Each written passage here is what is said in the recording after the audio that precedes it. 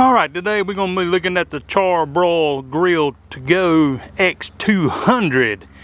Now you're asking yourself, why do I need this? And I am too, because that's always a question I ask. Is this a want or a need? So today, we're gonna find out.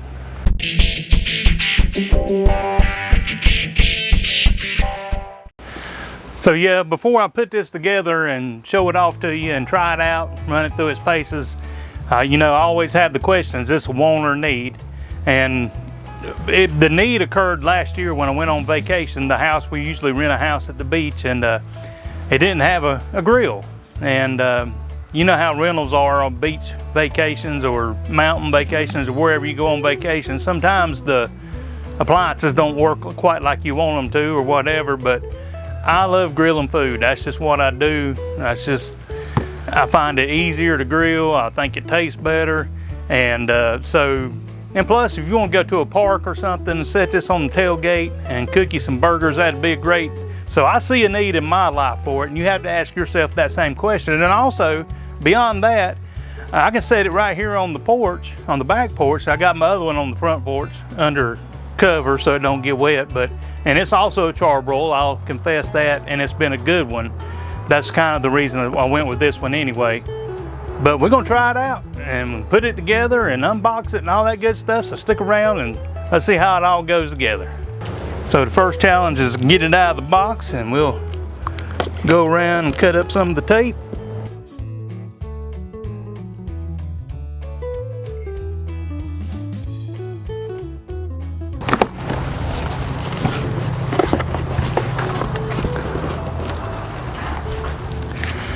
As you can see, it's packaged in there really well, snug in there. I don't see any physical damage. Even though Amazon delivered it, it still looks good, so we'll keep on unpacking. So the key to all this is getting it out of here. But I'm gonna grab it by the handles inside and just lift it up, and look at there. Kick that old table out, the old box out of the way. Remove the styrofoam.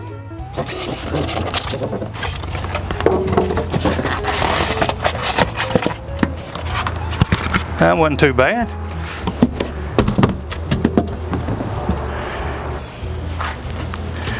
So as you can see, it comes with these latches on the front. We'll pop those open and discover what's inside. It says some assembly required. I'm always nervous when it says that, and there it is. The assembly required part. All right, let's set this stuff out and take a look at it. So this is what it looks like unpackaged. We have the regulator, we have the deflector there that goes over the burner, the grates, and then you can look inside and see the burner there and see how that is. The instruction booklet and some other things, and I'm assuming that is a drip tray. And so yeah, let's read the instructions for a second and get it together. Okay, so I glanced over the instructions, and I think common sense rules today here. This here just goes in here like this. There's a little slot there, a little slot there. You just line that up. The drip pan goes underneath, of course, and there should be, there's two little trays to hold it. It goes like that. And then, of course, the grill grate goes where the grill grate goes. Just like that. And it does come with a little tool to clean this with. This is kind of a different configuration than my other Char-Broil, but this will usually do pretty good. We'll see about that later on. And then, of course, the regulator. I'm not going to use it right now, but it'll go, you line up the red dot with this slot on top and turn it, so that keeps it from coming back out. And I've got the attachment for my 20-pound propane tank, but you can use the little bottles as well, and they'll sit there. So all right, let's hook this baby up and get it going. Before we get started grilling on this thing, there are some things you need to be aware of or check out first. The first is a soap test on all of your fittings. You can put in 50-50 soap and water. You can just get a brush and go over all the fittings real good. And if you got the bottle, the small bottle, check it too. If you see any big bubbles blowing up, address that. I've got a propane tank hooked to mine, so I'll go around this fitting here and all around, since all this is new, and just check it all out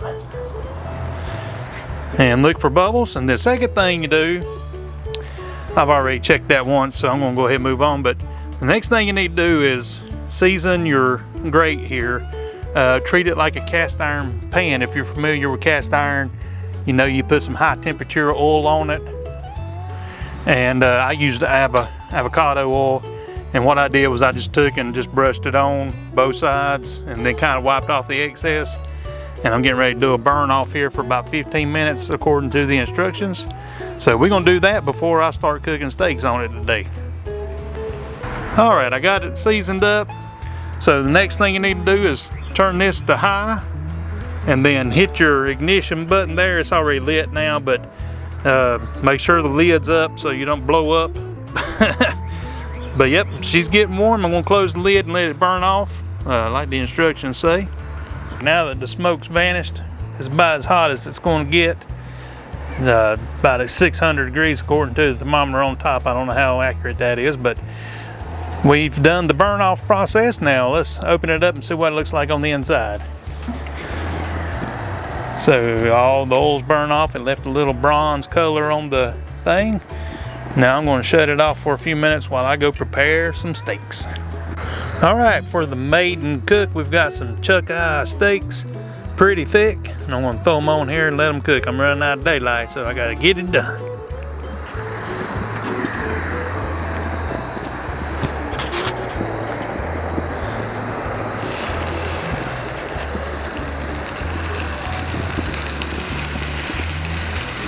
I'm gonna close the lid and let these cook for a little while.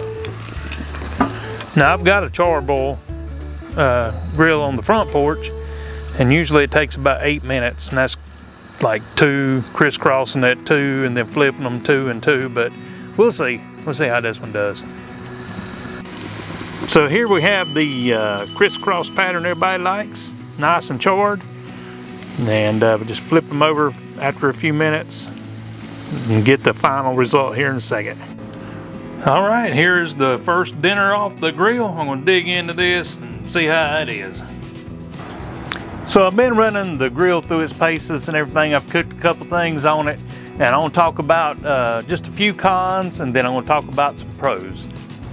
So first thing I'll point out, you can see the slots at the bottom where the grease can go through and the heat comes up through it.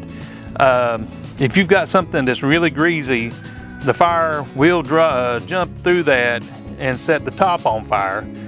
You can maneuver your stuff around rather easily to get it away from that. So on the flare up thing, I'm sure that helps some, but like I want to show you the difference between this and my full-size charbroil. So here's the old one from my grill on the front porch. And this thing has seen better days. It's on its last leg. I've had it a long time. I'm still happy with it. But you can see those small holes. I've never had fire to jump up to the top of this one. A grate typically sits on top. So just be aware that could happen. Of course, when you grill in, it's best to use lean meat anyway, and it shouldn't be too big of a problem. And the next thing that kind of just bothered me a little bit is it would have been nice if they would have put some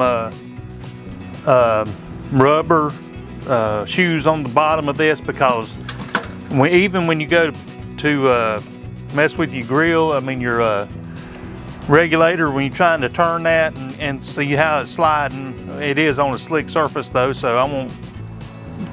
If you got it on a wood picnic table, it might not slide that bad, but it would have been a cool little touch if they had put some rubber shoes on the bottom of it just to keep it from sliding around. I was chasing my food around a little bit whenever I was on there, but that's not a big deal. Neither is the flaming up a little bit. I mean, every time you grill, it flames up a little bit. So those are really the only two things that are little pet peeves of mine that I've seen. So the question is, did I make a good choice? Is it a good choice for you? I like it, and I give it a thumbs up just because of its portability. It's simple to use, and once you get used to the controls and the knobs and figure out where to cook, it does a really good job on cooking stuff. And like I said, this is not going to be my permanent grill here on the porch. This is going to be for vacation time, going to the park or to a ball game, things like that. So I give it a thumbs up. I know Char-Broils, they make good stuff because my grill, like I said, on the front porch has been out there a long time, out in the weather, no cover, no anything except for the roof. But so I hope this one lasts as long as it.